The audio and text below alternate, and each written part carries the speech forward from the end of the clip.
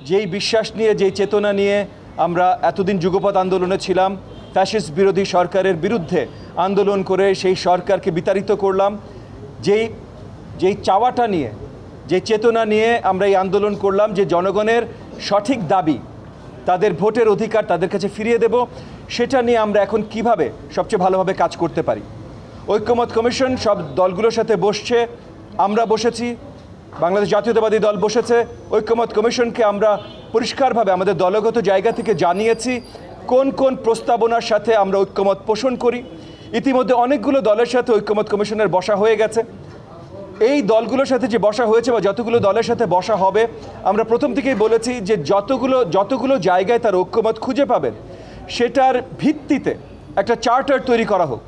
এই চার্টার করতে খুব বেশি সময় লাগার কথা না, সবগুলো দলের সাথে বসতে খুব বেশি হলে 30 দিন লাগবে।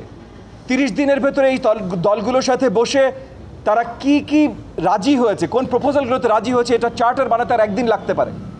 আমাদের সকল যুগপৎ আন্দোলনের সকল দলের পক্ষ থেকে বিএনপির নেতৃত্বে যে 31 দফা আমরা দিয়েছি, সেই একই সংখ্যা 31 দিনের ভেতরে কিন্তু ঐক্যমত কমিশন আমাদের সবার ঐক্যমত নিয়ে একটা নতুন চার্টার তৈরি করতে পারে যে এই কোন কোন সংস্কারে আমরা সবাই একত্রিত আছি।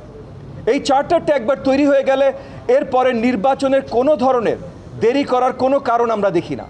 ইতিমধ্যে নির্বাচন কমিশনের সাথে বা নির্বাচন কমিশনের যে অফিসাররা আছেন তাদের সাথে অনেকবার আমরা আলোচনা করেছি, ঐক্যমত কমিশনের সাথে আলোচনা করেছি।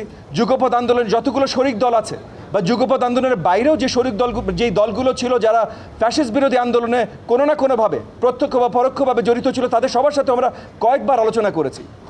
মেজরিটি সবাই চান যত শীঘ্রই একটা সঠিক নির্বাচন বাংলাদেশের জনগণকে পৌঁছে দেওয়া যায়। এবং এই জায়গা থেকে আমরা বিশ্বাস করি, যদিও সরকার বলেছে ডিসেম্বর থেকে তারপরের জুন পর্যন্ত, অনেকগুলো রাজনৈতিক দল ডিসেম্বরে একমত হয়েছে, যদি সবাই মিলে ডিসেম্বরে একমত পোষণ করে তাহলে এনডিএমের জায়গা থেকে আমরাও ডিসেম্বরে একমত পোষণ করব। কিন্তু এনডিএম যে জায়গায় দাঁড়িয়ে আছে সেখান থেকে আমরা বিশ্বাস করি যে ডিসেম্বরের আগেও সঠিকভাবে সুন্দর একটা নির্বাচন দেওয়া সম্ভব। হয়তো সেপ্টেম্বর বা অক্টোবর মাসের ভিতরে একটা সুন্দর নির্বাচন দেওয়া সম্ভব। আর সেটা যদি সম্ভব হয় এবং তার আগে যদি ঐক্যমতে একটা চার্টার তৈরি করা যায়, তাহলে আমরা কেন ভাই ডিসেম্বর পর্যন্তই বা বিলম্ব করব?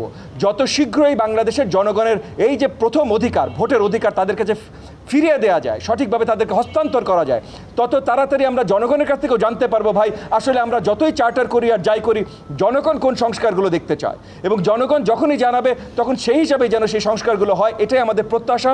আজকে আমাদের এই যুগপৎ আন্দোলনের এই যে আমাদের মিটিংটা ছিল, এই মিটিংয়ের মাধ্যমে আমরা একই আলোচনা করেছি এবং আমাদের বিশ্বাস যে বিএনপির জায়গা থেকে, এনডিএমের জায়গা থেকে আমরা এই সবগুলো জায়গায় মোটামুটি একমত পোষণ করি।